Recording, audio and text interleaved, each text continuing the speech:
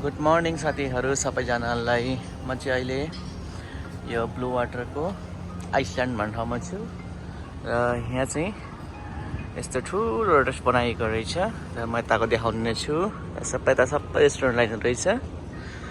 So यता चाहिँ दिनै मान्छेहरू जरेसतिर यस्तो घुम्नलाई चाहिँ एकदम राम्रो ठाउँ रहेछ यो। यहाँ सिपहरू आउँदो रहेछ है, अनि पर्यटकहरू धेरै आउँदछ। यहाँ चाहिँ मान्छेहरू चाहिँ रमाइलो बनाएको रहेछ। सो यो ठाउँ एकदम दामी, समुद्रको बिचमा होइन, त्यो घरहरू बनाएको, बिल्डिङहरू पुरै बनाएको। यो चाहिँ ट्याक्कै लोकेसन भन्दाखेरि चाहिँ ब्लू वाटर भन्दो रहेछ र मेरिना बिचमा चिन्दो रहेछ यसलाई। पारितिर सिपहरू छ, सबै सिपहरू चाहिँ आफूले रेन्टमा लिएर चढ्न मिल्ने रहेछ र यहाँ चाहिँ पर्यटकहरू परमस्त पर्यटकहरू आउँदो रहेछन् है। अनि यहाँ यो रोटे पनि घुमिरहेको छ, हेर्नुहोस् त, घुम्दैछ। यहाँ चढ्नलाई चाहिँ हो यहाँबाट टिकट काटेर चढ्नुपर्ने रहेछ र यतातिर कस्तो मजाको सानो क्याफेटेरिया पनि राखेको रहेछ ठेलामा। यसरी घुम्दो रहेछ।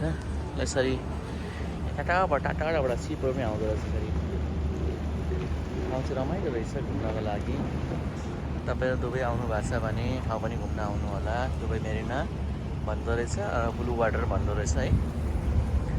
राम्रो ठाउँ रहेछ यतिर। मैले यतिर काम गर्छु। सो आज यसो बाहिर निस्केर भिडियो गरिदिउँ भनेर मात्रै हो। दामी यो चाहिँ मन पऱ्यो। यहाँ पनि चढेर म एक दिनमा भिडियो गर्ने छु। आज अलिकति छैन हेर्नु त, वहाँ पर मान्छेहरू हेर्नुहोस् त, मान्छेहरू जाँदैछन्। चाहिँ 45 मिनट घुमाउँछ अरे। यहाँको लगभग 200 ग्राम तिर्नु पर्दो रहेछ। ठक्क त्यहाँ अब नेपालमा पिङ घुमाए जस्तो घुमाउँदो रहेछ है। हेर्नुहोस् त, यस्तो मजाको एरिया रहेछ। र अहिले चाहिँ यहाँको मौसम भन्दा चाहिँ गर्मी नै छ। तर त्यस यो गर्मीको पनि फिल नहुने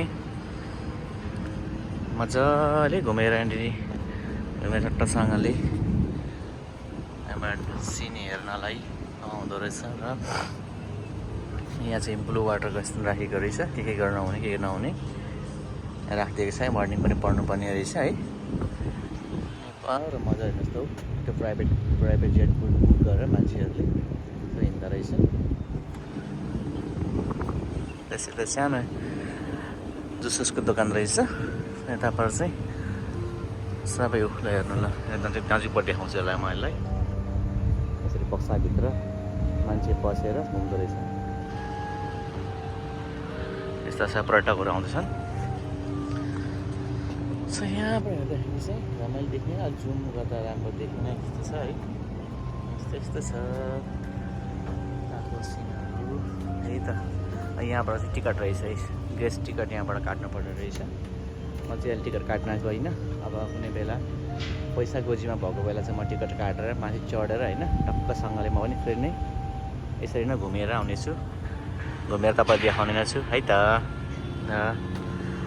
आजको भिडियो यहीँबाट म एन्ड गर्न चाहन्छु। यस्तै छ, हेर्नु होला। दुबई आउनु भयो भने ठाउँ नबिर्सिनु होला घुम्नलाई चाहिँ। दुबई मेरिना ब्रिज अर ब्लू वाटर है त।